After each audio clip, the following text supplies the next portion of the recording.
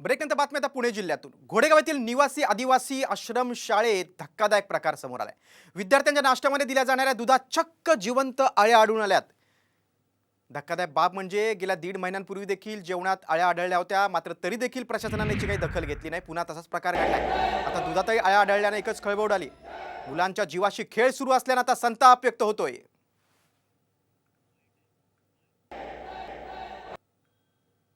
या ठिकाणी जे विद्यार्थ्यांना दूध वितरण केलं जातं त्या दुधामध्ये अळ्या सापडलेल्या आहेत आणि त्या अळ्या संपूर्ण प्रकल्पामध्ये जेवढे दूध प्रकल्पांतर्गत जेवढे आश्रमशाळा येतात त्या आश्रमशाळेमध्ये हे संगीत दूध वितरित केलं जातं। येत्या 6 तारखेला SFI पुणे जिल्हा म्हणून प्रकल्प कार्यावरती जे बेमुदत धरणे आंदोलन आपण करणार आहोत त्या आंदोलनामध्ये हा मुद्दा ऐरणीवर घेतला जाईल।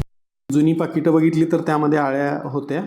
तसंच नवीन पॅकेटमधले सुद्धा काही एक पॅकेट त्याच्यातलं ओपन करून बघितलं तर त्याच्यामध्ये लहान अळ्या असल्याचे दिसून आले। आमचं वरिष्ठ कार्यालय जे आहे नाशिक आणि ठाण्याचं तिकडे आम्ही पाठवतो आहे।